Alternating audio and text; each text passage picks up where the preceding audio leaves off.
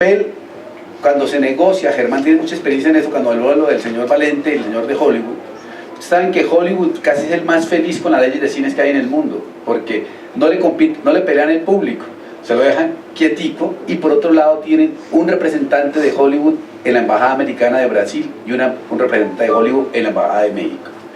O sea, la Embajada de Estados Unidos tiene un funcionario que está dedicado a hacer lobbying para la ley, para el cine norteamericano y para la industria cultural norteamericana. Eso es pensar. ¿Y por qué México y Brasil? Porque son las dos partes que importan, o sea, a nivel de plata son los que importan. En ese sentido, hay cosas para luchar en términos de reglamentación y de cosas. Brasil, por ejemplo, sacó una ley, un decreto, ni que una ley, un decreto por el cual obliga que el 10% de la producción de cable se haga en Brasil, por lo menos para dar empleo. HBO, Nat Geo, todos tienen que hacer 10% en Brasil.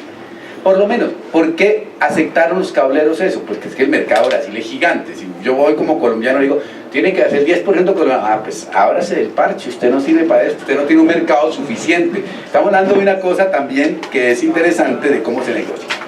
Con este contexto, ya teniendo los dos referentes, como les decía en la introducción, Dario Fernando Patiño, al haber trabajado en RCN, en Cine TV, en Caracol en Colombia, en los sistemas informativos, y haber trabajado como consultor periodístico en Ecuavisa, porque no puede haber un director de medios extranjero en Ecuador, vivió durante 3 años en Ecuador. La transformación es un poco entre la aplicación de la ley de medios de Ecuador, y me parece que desde adentro, porque hemos hablado desde afuera un poquito, quien hace políticas, quien hace, piensa el sector, pero a Dario Fernando le ha tocado desde adentro mirar cómo funciona esta cosa de la concentración, el modelo informativo y las leyes de medios. Entonces creo que su valor de testimonio es muy importante.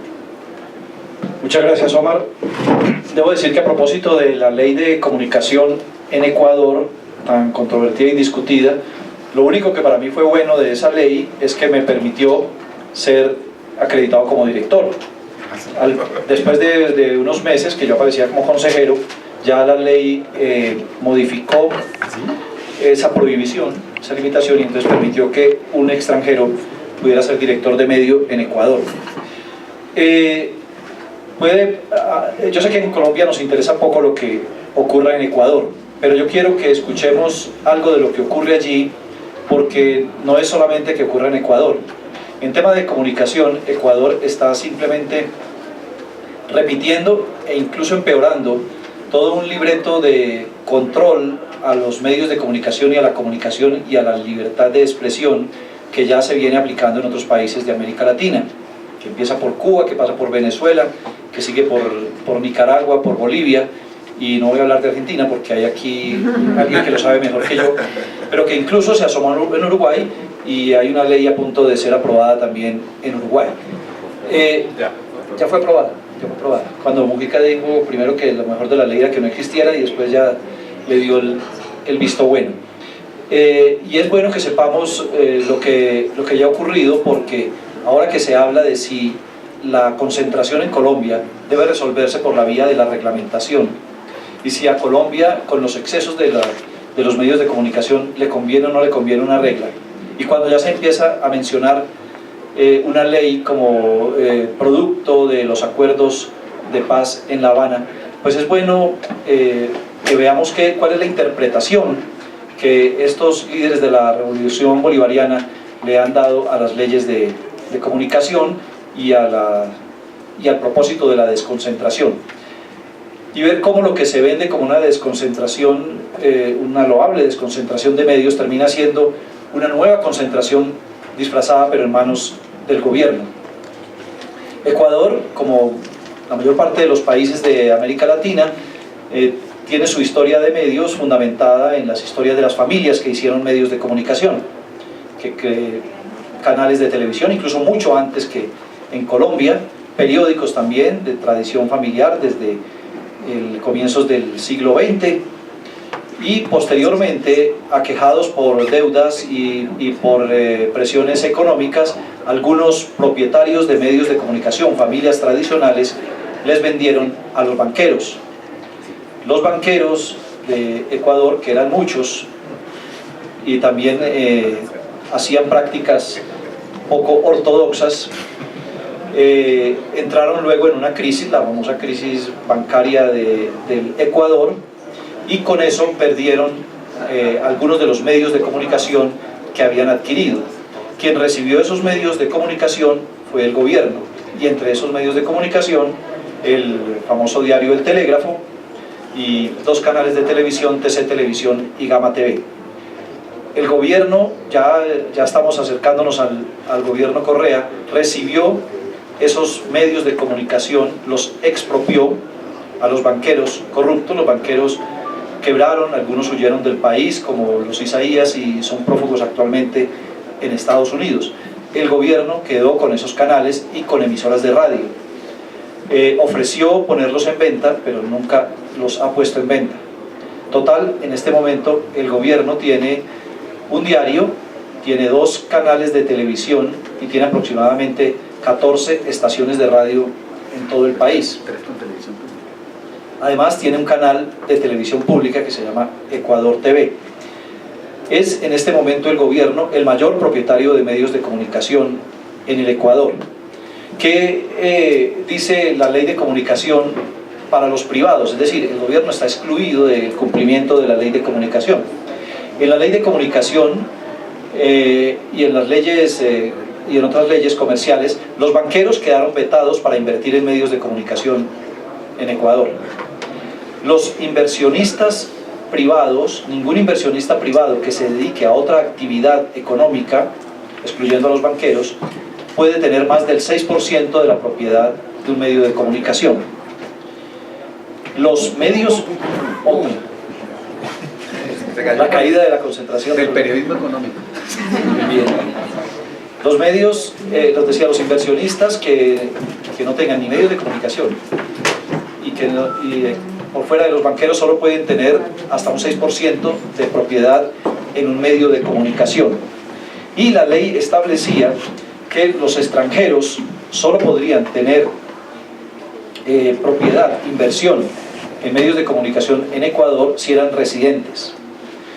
Luego, en el decreto reglamentario se modificó la ley y se dijo que los extranjeros podían tener propiedad en medios de comunicación en Ecuador cuando fueran originarios de países que tuvieran convenios comerciales con el Ecuador. Y ahora les voy a explicar por qué el gobierno hizo esa pequeña modificación en la ley.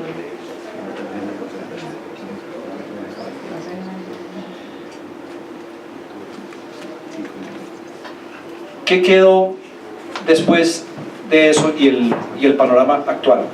Solo hay un par de empresas privadas, digamos, de la tradición antigua en televisión, que tienen canal de televisión, 2 o 3. Los otros 2 canales del espectro privado pertenecen al gobierno, y hay un canal que pertenece a un empresario extranjero.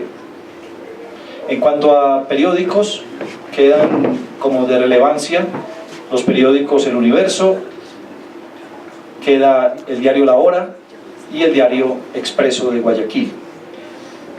El diario El Comercio también fue adquirido por un extranjero, que es el mismo extranjero propietario del canal que les digo, que está en manos de un extranjero. ¿Cómo logró ese extranjero ser propietario del diario El Comercio, uno de los diarios de más tradición de Quito? Gracias a esa modificación que hizo el gobierno de la ley de comunicación para permitir que extranjeros que fueran oriundos de países con convenios comerciales con el Ecuador pudieran tener propiedad. Este señor es mexicano y coincidencialmente México tiene acuerdos comerciales con Ecuador. Y este señor es uno de los más conocidos, o tal vez menos conocidos, porque le dicen el fantasma. Es un multilatino y es el mayor propietario de canales de televisión en América Latina. Se llama Ángel González. Estuvo tratando de entrar aquí cuando la frustrada licitación de hace algunos años, pero luego emprendió otra vez el retiro. Pero tiene televisión y radio en toda Centroamérica y en parte de Suramérica también. Chile y en Uruguay. En Perú. En Chile también. Perú, Chile, Uruguay.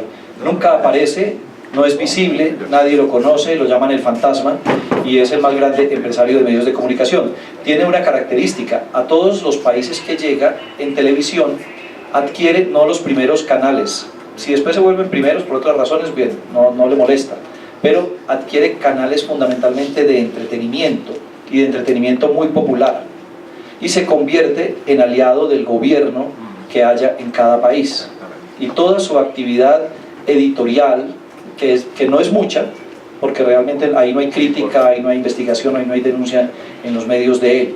Este empresario entró al Ecuador por esa vía, y es la evidencia de que esta desconcentración que promueven algunos gobiernos, como en el caso del Ecuador, esta desconcentración lo que hace es moverla de un lado a otro, es concentrar, quitársela a quienes lo tenían, descalificar a quienes los tenían. En el Ecuador, a la prensa que no es afín al gobierno ni es del gobierno se le llama prensa corrupta, o la llama el presidente prensa corrupta o prensa mercantilista, pero a la prensa del gobierno y a la prensa de los amigos no se le dice ningún otro calificativo.